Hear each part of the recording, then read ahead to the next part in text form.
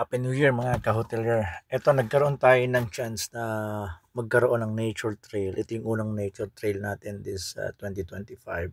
So located to sa Coror, Palau, dito sa Pacific area. So pupuntahan natin tong kanilang view deck. Ayan. So ang ganda ng view deck nila. Ito pong location na to, dati siyang military base during World War II ng under Japanese na po. So ayan, yung matatanaw natin sa baba, iyan yung tinatawag na Palau Pacific Resort. Yan, napakaganda ng tanawin. Ano po? Alright, so yeah, doon sa mga gustong punta dito sa lugar na to, it's easy from Japan going to Koror or Manila going to Koror, Hong Kong going to Koror. Yan, pwede po kayo mag-visit dito sa Palau, especially dito sa Koror.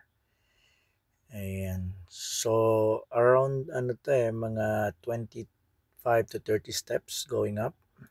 And malinis naman siya and napaka-safe dun sa daanan going up. It's okay. Ayan. So, napakaganda ng views. Relaxing, very quiet, peaceful. Ayan.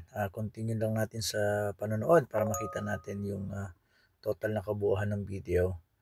So after this, we're going to nature trail doon naman sa kabilang side. So doon sa kabilang side, doon natin makikita yung mga defense cave during World War II ng Japanese forces. And yeah, we're heading going down. So napakalinis ng area. So it is safe and secure and very peaceful and quiet dito sa area na to.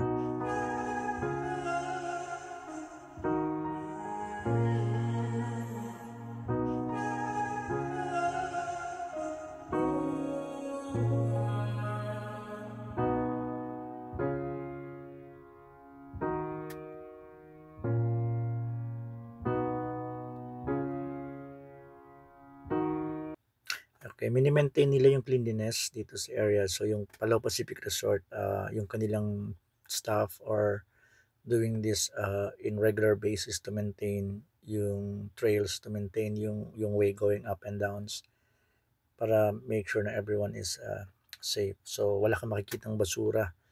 There's no plastic, there's no any garbage around the areas. Properly maintained, and at night meron silang magandang ilaw. Okay, so there's a light, especially at night, so you can walk and it's peaceful, very safe.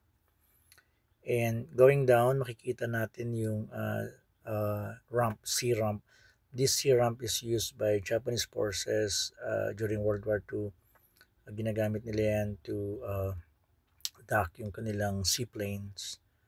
So, yan na yung ruin long years ago.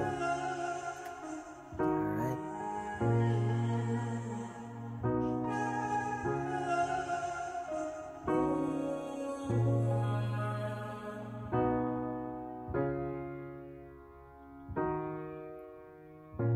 So if you love nature, if you want to check nature, if you love to walk under the trees, ito, napakagandang location ito na mapupuntahan natin dito sa Koror. Of course, this facility is under Palau Pacific Resort in Merkebsang, Koror, Palau. Ayan, so dito na tayo sa baba. So this is the old seaplane port during World War II. Yan, napakaganda ng view. Green na green siya. And of course, very clean. No garbage, no. Ayan, this is the symbol of World War II. Ayan. Southwest Seaplane Base, near Kebsang. Okay. Ayan, well maintained yung area. Well maintained by the people of Kebsang and of course sa Palau Pacific Resort. So thank you for watching, guys.